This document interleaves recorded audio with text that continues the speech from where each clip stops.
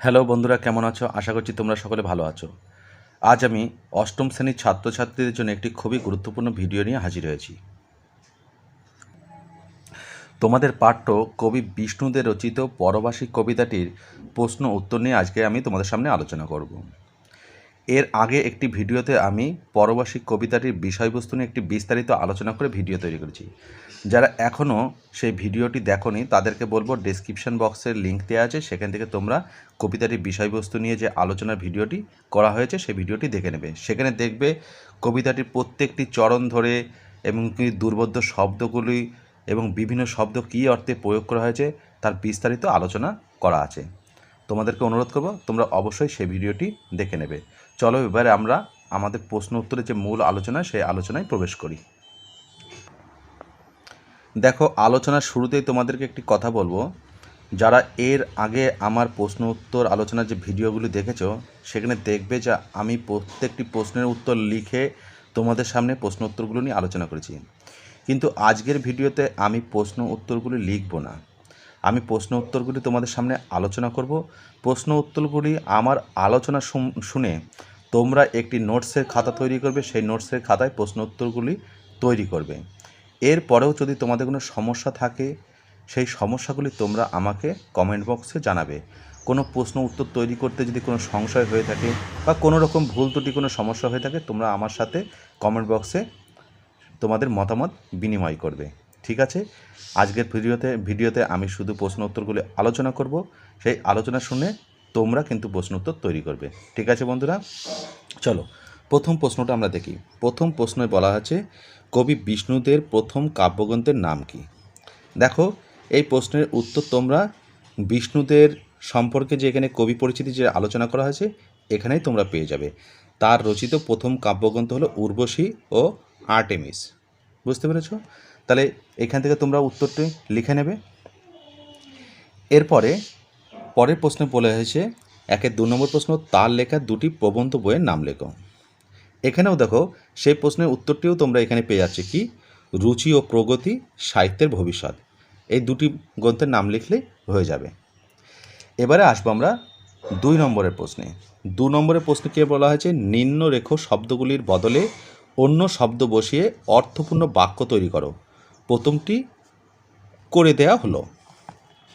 দেখো, নিম্নরেখ বলতে এই যে নিচের রেখা দেওয়া আছে এইটিকে বলেছে নিম্নরেখ শব্দ। এই শব্দটিকে সরাতে হবে, সরিয়ে অন্য একটি অর্থপূর্ণ শব্দ এখানে বসাবো, বসিয়ে এই পুরো বাক্যটিকে একটি অর্থপূর্ণ বাক্যে আমরা পরিণত করব। এখানে একটি করে দেওয়া আছে, সেটি দেখলেই তোমরা বুঝতে পারবে কি করতে হবে আমাদেরকে। 1 নম্বর প্রশ্ন, দুই দিকে বন, মাঝে ঝিকিমিকি পথ। এটা তোমাদের কবিতার একটি লাইন বা চরণ। এখানে এই ঝিকিমিকিটিকে আমরা সরিয়ে একটি অর্থপূর্ণ বাক্য তৈরি করব অন্য নতুন একটি শব্দ বসিয়ে। কি করা হয়েছে, দুই দিকে বন, মাঝে আলো ছায়া পথ। দেখো, এটি একটি বাক্য তৈরি হয়েছে। ঠিক তেমনি এইভাবে পরবর্তীতে আরও যে 4টি প্রশ্ন করা হয়েছে সেই প্রশ্নগুলির উত্তর তোমাদেরকে করতে হবে। আমি করে দিচ্ছি। দেখো, 2 নম্বর প্রশ্ন, একে বেঁকে চলে প্রকৃতির তালে তালে।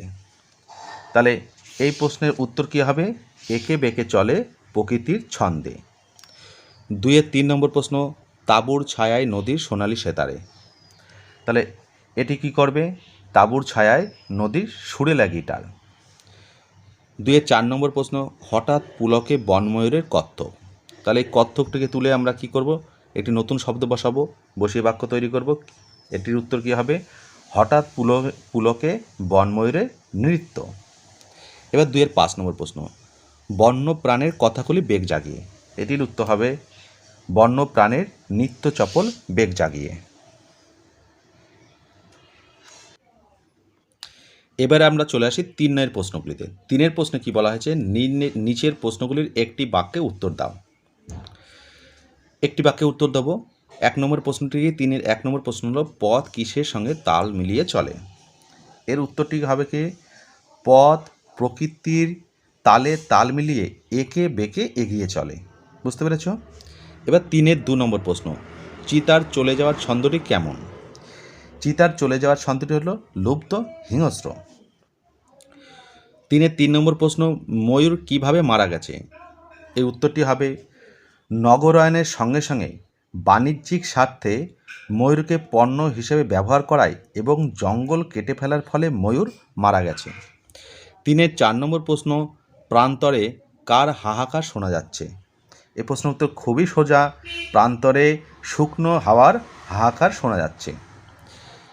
5 নম্বর প্রশ্ন, পলাশের ঝোপে কবি কি দেখেছেন?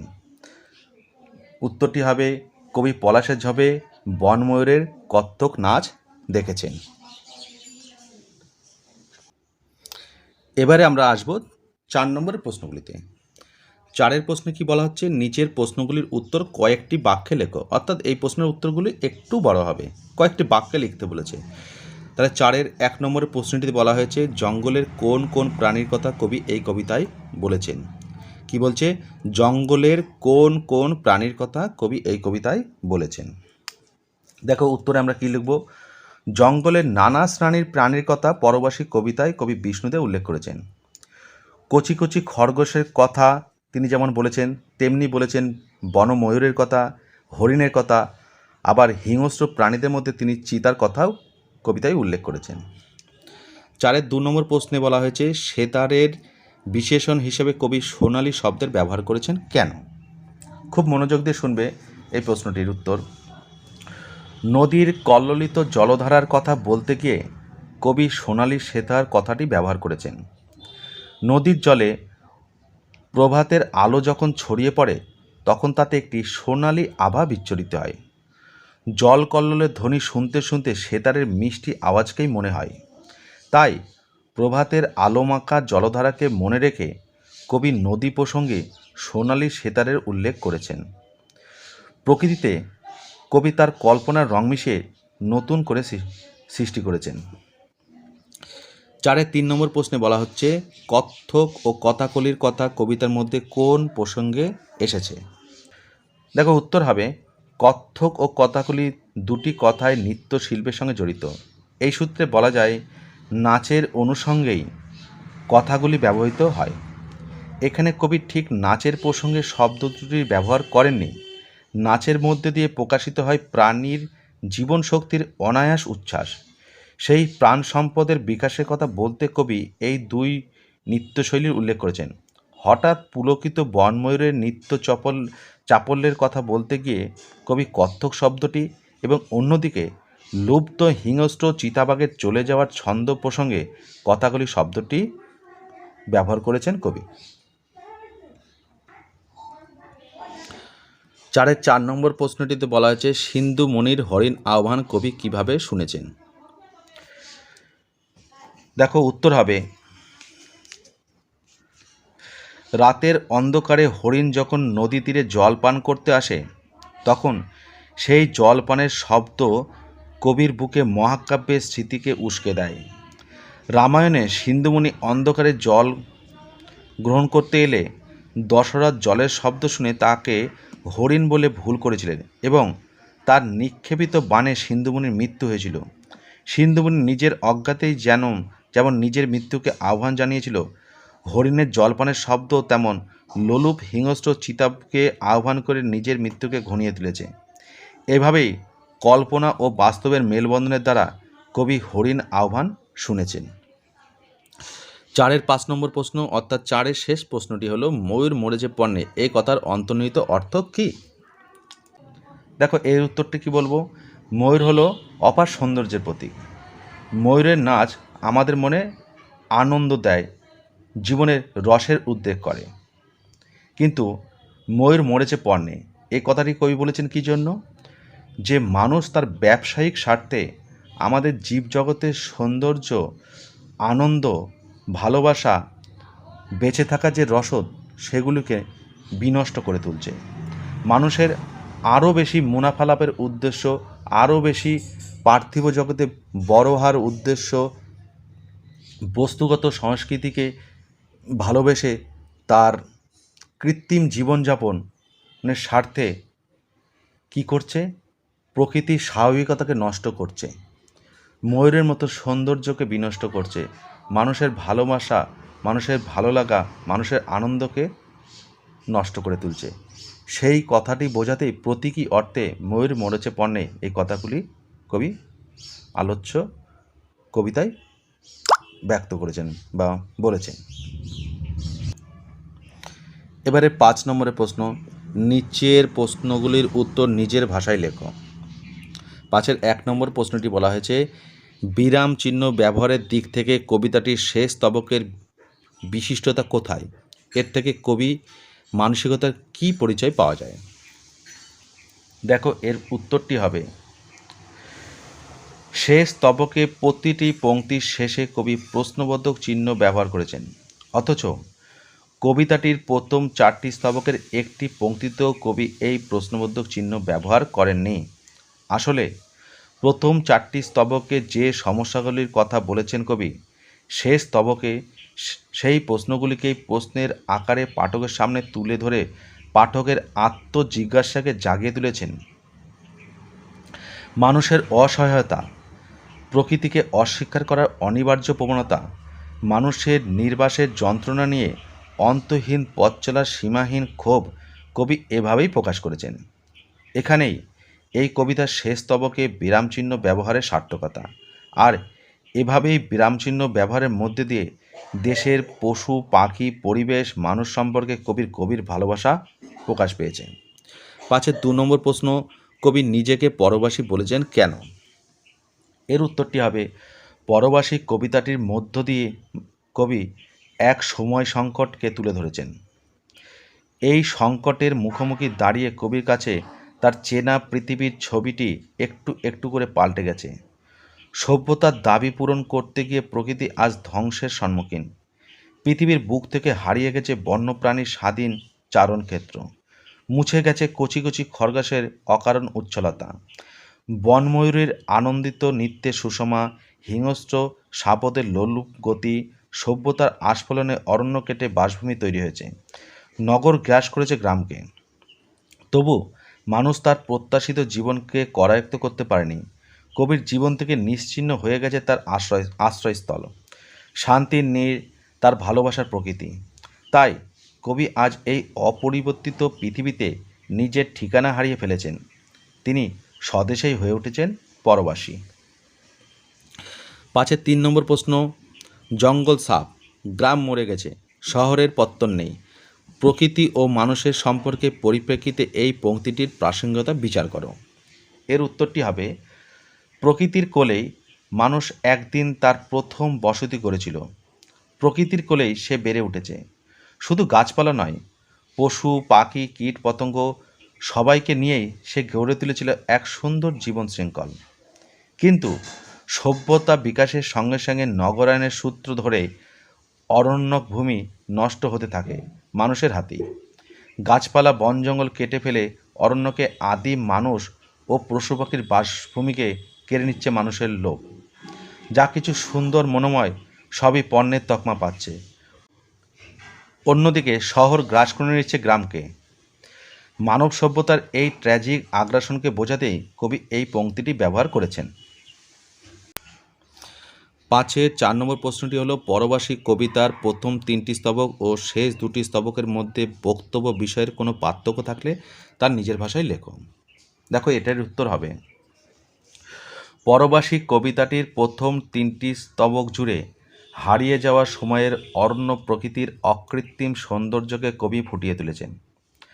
বনের মধ্যে প্রকৃতির তালে এগিয়ে চলা ঝিকিমিকি পথ, রাতের অন্ধকারে জ্বলে ওঠা চোখ, কচি কচি খরগোশের উজ্জ্বল আনাগোনা, হঠাৎ হঠাৎ পুলকে নেচে ওঠা ময়ূরের নৃত্য, সোলানি নদীর সুর মূর্ছনা, হিংস্র সাপদের লুপ্ত গতি, অরণ্য জীবনের এই টুকরো টুকরো ছবি দিয়ে গাঁথা প্রথম 3টি স্তবকে আমরা এক সবুজ পৃথিবীর সন্ধান পাই। কিন্তু শেষ 2 স্তবকে এসে প্রকৃতির এই সবুজ রং মুছে গেছে।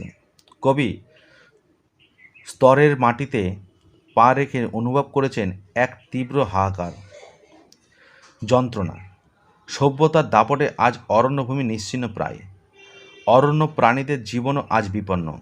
তারা আজ লোভী মানুষের পণ্য সামগ্রীতে রূপান্তরিত হয়েছে। নগরায়নের আস্ফালনে গ্রামের অস্তিত্ব আজ সংকটে। এক কথায়, পাল্টে যাওয়া পৃথিবীতে মানুষ তার চেনা আশ্রয়টুকু হারিয়ে পরবাসীতে রূপান্তরিত হয়েছে। কবিতাটির প্রথম 3টি স্তবক ও শেষ 2টি স্তবকের মধ্যে প্রকৃতির একেবারে বিপরীত দুটি রূপ আমরা প্রত্যক্ষ করি, যা সময় ও সভ্যতার সংকটের দ্বারা সৃষ্ট। এই বৈপরীত্যের প্রকাশ মানুষের বিপন্ন অস্তিত্বকে তুলে ধরেছে। 5 নম্বর প্রশ্নটি, পরবাসী কবিতাতে কবির ভাবনা কেমন করে এগিয়েছে তা কবিতার গঠন আলোচনা করে বোঝাও। দেখো, এর উত্তর হবে 5 স্তবকে বিন্যস্ত পরবাসী কবিতার প্রথম 3টি স্তবকে রয়েছে অরণ্যক ভূমি। প্রকৃতির উন্মুক্ত প্রাঙ্গণে খরগোশ, ময়ূর বা বাঘের মতো নানা প্রাণীর অবাধ বিচরণ, কিন্তু শেষের 2 স্তবকে প্রকৃতির এই মুক্ত প্রাঙ্গণ থেকে নির্বাসিত হয়েছেন কবি। শহরে এসে গ্রাস করেছে গ্রামকে, জঙ্গল কেটে মানুষ গড়ে তুলেছে নগর সভ্যতা, আর সেই সাথে বিলুপ্ত হতে বসেছে আরণ্যক ভূমিতে একদা যারা বাস করত, সেই খরগোশ, ময়ূর, চিতাবাঘ। অন্যদিকে তারা হয়ে উঠেছে লোভী মানুষের বাণিজ্যিক পণ্য। শেষ 2 স্তবকে কবি তার যন্ত্রণা এবং ক্ষোভের প্রকাশ ব্যক্ত করেছেন। এই 2 ভাবনা কবিতাটির গঠনেও ফুটে উঠেছে। প্রথম 3টি স্তবকে কবি একটি মনোরম অরণ্যক ভূমির ছবি এঁকেছেন শব্দ দিয়ে। ঝিকিমিকি পথ, এঁকে বেঁকে চলে, পলাশের ঝোপ, নদীর সোনালি সেতারে প্রভৃতি শব্দগুচ্ছের মাধ্যমে কবি সেই আরণ্যক ভূমির প্রেক্ষাপট রচনা করেছেন। আরণ্যক ভূমির সৌন্দর্যে ভাস্কর্যের পর্যায়ে নিয়ে গেছেন বনময়ূরের কর্তক বা কথাকলি বেগ। শেষ 2 স্তবকে এই জাতীয় শব্দ বা শব্দগুচ্ছের ব্যবহার নেই। পক্ষান্তরে নাগরিক জীবনের অভিশাপ বোঝাতে কবি যখন বলেছেন শুকনো হাওয়ার হাহাকার, গ্রাম মরে গেছে কিংবা ময়ূর মরেছে পণ্য, তখন কবিতাটির গঠনেও কবি ভাবনার প্রকাশ পাঠক লক্ষ্য করে থাকেন। 5-এর 6 নম্বর প্রশ্নটি, কবিতাটির নাম পরবাসী দেওয়ার ক্ষেত্রে কবি কী কী চিন্তা কাজ করেছে বলে তোমার মনে হয়? তুমি কবিতাটির বিকল্প নাম দাও এবং সেই নামকরণের ক্ষেত্রে তোমার যুক্তি সাজাও। উত্তরটি হবে, কবি একদা একটি বিশুদ্ধ প্রকৃতির কোলে বাস করতেন। সেখানে নানা প্রাণীর সঙ্গে মানুষও একটি সুন্দর জীবন শৃঙ্খল গড়ে তুলেছিল, কিন্তু সভ্যতার বিকাশ ঘটায় মানুষ সেই জীবন শৃঙ্খল ভেঙে ফেলে, জঙ্গল সাফ করে বসতি গড়ে তোলে, পশু পাখি মারা যায়, তারা বিলুপ্ত হতে থাকে। সেই বিশুদ্ধ প্রকৃতিতে পরিবেশে কবি আর খুঁজে পান না। কবি নিজেকে তাই নিজ দেশেই পরবাসী বলে মনে করেছেন। এই ভাবনাটি কবিতাটির নামকরণের ক্ষেত্রে কাজ করেছে বলে মনে হয়। এরপরে যে প্রশ্নটি করেছে, তুমি কবিতাটির বিকল্প নাম দাও এবং সেই নামকরণের ক্ষেত্রে তোমার যুক্তি সাজাও। এই প্রশ্নের উত্তরটি তোমরা প্রত্যেকে তোমাদের মতন করে তোমার নিজের ভাবনা থেকে করবে। এই প্রশ্নটির উত্তর আমি বলে দেবো না, এটা তোমরা করবে।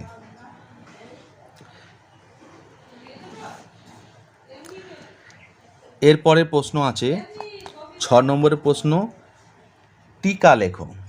কী কী টিকা দিয়েছে? কত্থক, সেতার, কথাকলি, সিন্ধুমণি, পণ্য। তাহলে কত্থকের টিকা কী হবে সেটি আমি বলছি। উচ্চাঙ্গ নৃত্যের একটি অন্যতম শৈলী কত্থক। অষ্টাদশ শতকে এই নৃত্যশৈলীর উৎপত্তি হয়। উত্তর ভারতীয় বৈশিষ্ট্যযুক্ত কত্থক নৃত্য। জয়পুর, এলাহাবাদ এবং পাঞ্জাবে এই নৃত্যশৈলীর ব্যাপক প্রচলন। অবশ্য বর্তমানে পূর্ব ও পশ্চিম ভারতেও এই চর্চা হয়। কত্থকের নৃত্যস্থল ছিল দরবার। বর্তমানে জলসায়, রঙ্গমঞ্চে ও চলচ্চিত্র ব্যবহৃত হয়। মুখনিসৃত শ্লোক ও কাব্য এবং তবলা ও পাখোয়াজের বোলের সঙ্গে সঙ্গতি রক্ষা করে হাত পা চালনা করাই এর বৈশিষ্ট্য। উচ্চারিত শ্লোক বা বোলের সঙ্গে পরিবেশিত হয় বলে এর নৃত্যশৈলীর নাম কত্থক। কত্থক শিল্পীর পরনে থাকে চুড়িদার পায়জামা, সঙ্গে আংরাখা, বুন্দি, কোর্তা, কানে দুল, মাথায় থাকে জমিদারি টুপি, পায়ে নূপুর। বাদ্যযন্ত্রের মধ্যে সারেঙ্গি, বায়া, তবলা, পাখোয়াজ এবং হারমোনিয়াম ব্যবহৃত হয়। পরে বলছে সেতার। সেতার কী হবে? সেতার পারস্য দেশের একটি বাদ্যযন্ত্র। সে কথাটির অর্থ 3, অর্থাৎ 3টি তারের সাহায্যে যে বাদ্যযন্ত্র বাজানো হয় তাকে বলা হয় সেতার। প্রায় 2500 বছর আগে সেতারের 4th তার যোগ করা হয়। ডান হাতের তর্জনীর দ্বারা সেতার বাজানো হয়। কয়েকজন বিখ্যাত সেতার বাদক হলেন হামিদ মোতেবাসেম ও মির্জা আবদুল্লাহ। এরপর কথাকলি। কথাকলি কি? কথাকলি হলো কেরলের ধ্রুপদী নৃত্যশৈলী। কথা অর্থাৎ কাহিনী এবং কলি অর্থাৎ অভিনয়। পা ও হাতের মুদ্রার মাধ্যমে কাহিনী রূপায়িত হয় বলে এই নৃত্যশৈলীর নাম কথাকলি। এই শিল্পশৈলীতে আর্য ও দ্রাবিড় উভয় প্রকার প্রভাবই রয়েছে। কেরলের সংস্কৃত নাট্যাভিনয়ের একটি বিশিষ্ট রীতি কুটিয়াট্টম কথাকলি নৃত্য অভিনয়ের আদি উৎস। কথাকলি মুখ অভিনয়ের অভিনেতার গান করে না, কথা বলে না। তাদের পেছনে থাকে দুজন গায়ক পেটা ঘণ্টা ও করতালের সঙ্গতের সঙ্গে গানের মাধ্যমে কাহিনী বিবৃত করেন। অভিনয় সাধারণ গৃহ বা মন্দির প্রাঙ্গণে অনুষ্ঠিত হয়। দর্শক মাটিতে বসে অভিনয় দেখেন। চরিত্রগুলির মুখে নানা রং দিয়ে মুখোশের মতো করা হয়। চোখ, ঠোঁট এবং ভ্রু গাঢ় রং দিয়ে আঁকা হয়। এই মুখোশের ব্যবহারে দ্রাবিড়ীয় সভ্যতার প্রকাশ রয়েছে বলে মনে করা হয়। সিন্ধুমণি। সিন্ধুমণি রামায়ণে সিন্ধুমণির নাম পাওয়া যায়। সিন্ধুমণির পিতামাতা দুজনেই অন্ধ ছিলেন। সিন্ধুমণি অত্যন্ত পিতৃমাতৃভক্ত ছিলেন। অন্ধ পিতামাতাকে তিনি কখনো অবহেলা করতেন না। একদিন গাছের নিচে পিতামাতাকে বসিয়ে রেখে তিনি তাদের তৃষ্ণা নিবারণের জন্য নদীতে গিয়েছিলেন জল আনতে। সেই সময় অযোধ্যার রাজা দশরথ ওই জায়গায় শিকার করতে গিয়েছিলেন। তিনি সিন্ধুমণির কলসে জল ভরার শব্দ শুনে ভাবলেন হরিণ জল খাচ্ছে। এই অনুমান করে তিনি দূর থেকে শব্দভেদী বাণ ছুড়লেন। সেই বাণের আঘাতে সিন্ধুমণির মৃত্যু হয়। অনুতপ্ত দশরথ সিন্ধুমণির মৃতদেহ নিয়ে তার অন্ধ পিতামাতার কাছে পৌঁছলে তারা দশরথের অভিশাপ দেন পুত্রশোকে তার মৃত্যু হবে। এরপর দুই অন্ধ পিতামাতা পুত্রশোকে দেহত্যাগ করেন। পণ্য। এর উত্তরটি হবে পণ্য একটি আধুনিক সভ্যতাজাত শব্দ। নাগরিক সভ্যতা বিস্তারের সঙ্গে সঙ্গে মানুষের মধ্যে বিনিময় প্রথা বাড়ে। এই বিনিময়ের মাধ্যম হলো পণ্য অর্থাৎ বিক্রয়যোগ্য সামগ্রী। পণ্য বিক্রয়ের মাধ্যমে মানুষ লাভবান হয়। কাজেই যে কোনো লোভী মানুষের কাছে পণ্য একটি গুরুত্বপূর্ণ উপাদান। এর পরের প্রশ্ন 7 নম্বরের প্রশ্নে আছে নিচের শব্দগুলি ধ্বনিতাত্ত্বিক বিচার করো। দেখো এরপরে 7, 8, 9, 10, 11 যে প্রশ্নগুলোই আছে সবই ব্যাকরণগত প্রশ্ন। এই প্রশ্নগুলোর উত্তর আমি তোমাদেরকে লিখেই আলোচনা করে দিচ্ছি, কারণ এগুলি যদি একটু ভুল হয়ে যায়, কোনো জায়গায় যদি তোমরা বানান ভুল করে ফেলো বা কোনো সিম্বলের ভুল করে ফেলো, তাহলে সেগুলো একদম উত্তর পুরোপুরি ভুল হয়ে যাবে, পুরো কাটা হয়ে যাবে। সেই জন্য আমি তোমাদের এই প্রশ্নগুলোর উত্তর লিখে দিচ্ছি, লিখে আলোচনা করে দিচ্ছি। 7 নম্বরের প্রশ্নে বলা হয়েছে নিচের শব্দগুলির ধ্বনিতাত্ত্বিক বিচার করো। কোন শব্দগুলির করতে হবে? জলে, পরবাসী, চলে, তাঁবু। জলের কি হবে? জলিয়া গেড়েতেন, জৈলা গেড়েতেন, জলে। কী ধরনের ধ্বনিতাত্ত্বিক পরিবর্তন হয়েছে? অভিশ্রুতি। পরবাসী, প্রবাসী গেড়েতেন পরবাসী, স্বরভক্তি হয়েছে। চলে, চলিয়া গেড়েতেন, চৈলা গেড়েতেন, চলে। এখানে কী ধরনের পরিবর্তন হয়েছে? অভিশ্রুতি। তাঁবু, তম্বু গেড়েতেন তাঁবু, নাসিক্যী ভবন।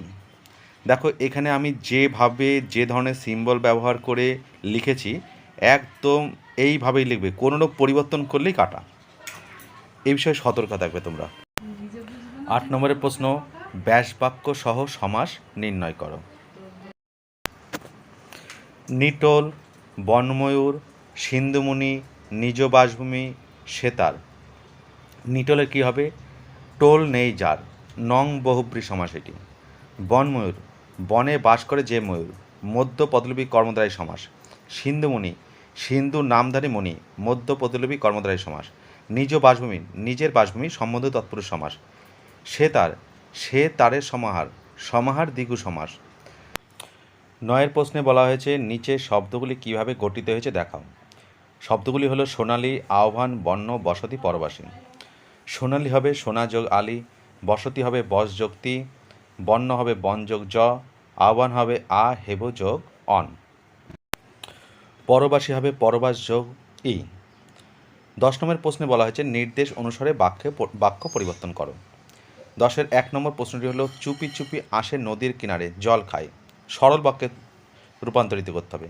উত্তর হবে চুপি চুপি নদীর কিনারে এসে জল খায়। 10-এর 2 নম্বর প্রশ্ন হলো নিটোল টিলার পলাশের ঝোপে দেখেছি। জটিল বাক্যে রূপান্তরিত করতে হবে। উত্তর হবে নিটোল টিলার পাশে যে পলাশের ঝোপ সেখানে দেখেছি। 10-এর 3 নম্বর প্রশ্ন হলো চিতা চলে গেল লুব্ধ হিংস্র ছন্দে বন্যপ্রাণে কথাগুলি বেগ জাগিয়ে যোগী বাক্যে রূপান্তরিত করতে হবে। উত্তর হবে চিতা চলে গেল এবং লুব্ধ হিংস্র ছন্দে বন্যপ্রাণের কথাগুলি বেগ জাগিয়ে গেল। 10-এর 4 নম্বর প্রশ্ন কেন এদেশে মানুষ মৌন অসহায়? না সূচক বাক্যে রূপান্তরিত করতে হবে। উত্তর হবে এই দেশে মানুষ মৌন অসহায় নয়। 11 নম্বরের প্রশ্নটি বলা হয়েছে যে কোনো দুটি স্তবকের মধ্যে বিশেষ্য ও বিশেষণের ব্যবহার কবি কীভাবে করেছেন দৃষ্টান্ত সহ আলোচনা করুন। উত্তর হবে প্রথম স্তবকে কবি বলেছেন ঝিকিমিকি পথ, এখানে পথ বিশেষ্য, বিশেষণ ঝিকিমিকি। পথের উপর আলো পড়ে যে আলো ছায়া তৈরি হয় তা বোঝাতে ঝিকিমিকি ব্যবহার করেছেন। প্রথম স্তবকে শেষ পংক্তিতে বলেছেন কচি কচি খরগোশ, এখানে খরগোশ বিশেষ্য, বিশেষণ হলো কচি কচি। খরগোশের বাচ্চা বোঝাতে কচি কচি বিশেষণ ব্যবহার করেছেন। দ্বিতীয় স্তবকে খাড়া সুউচ্চ টিলা বোঝাতে কবি নিটোল টিলা বলেছেন, এখানে টিলা হলো বিশেষ্য এবং খাড়া বা সুউচ্চ টিলাকে বোঝাতে নিটোল বিশেষণ ব্যবহৃত হয়েছে। এই গেল আমাদের সমস্ত প্রশ্নের উত্তর। দেখো তোমাদের পরবাসী কবিতাটি থেকে যতগুলো প্রশ্ন করা হয়েছে সবকটি প্রশ্নের উত্তর আমি আলোচ্য ভিডিওতে বা আমাদের এই ভিডিওতে আলোচনা করে দিয়েছি। এরপরে তোমাদের প্রশ্ন উত্তরে আশা করি আর কোনো সমস্যা থাকবে না। তোমরা যত্ন সহকারে এই প্রশ্ন উত্তরগুলি তোমাদের খাতায় নোট করে নেবে। আশা করছি তোমরা বুঝতে পেরেছ। যদি আমার এই ভিডিওটি তোমাদের ভালো লেগে থাকে তাহলে অবশ্যই ভিডিওটিকে লাইক করবে, তোমাদের বন্ধুদের কাছে শেয়ার করবে, তোমাদের গুরুত্বপূর্ণ মতামত কমেন্ট বক্সে জানাবে। যদি কোনো সমস্যা থাকে অবশ্যই আমার সাথে সে মত বিনিময় করে কমেন্ট বক্সে জানাতে কোনো দ্বিধাবোধ করবে না। যারা এখনও আমার চ্যানেল সাবস্ক্রাইব করনি তাদেরকে বলবো এ ধরনের আরও নতুন নতুন ভিডিও পেতে অবশ্যই আমার চ্যানেলটিকে সাবস্ক্রাইব করবে। যারা ইতিমধ্যে সাবস্ক্রাইব করেছো এবং এই ভিডিওটি দেখছো তাদের সকলকেই জানাই অসংখ্য অসংখ্য ধন্যবাদ। ঠিক আছে বন্ধুরা, আজকের ভিডিও এখানেই শেষ করছি। আমার চ্যানেলের পক্ষ থেকে তোমাদের জন্য রইল অসংখ্য ধন্যবাদ, ভালোবাসা, শুভেচ্ছা।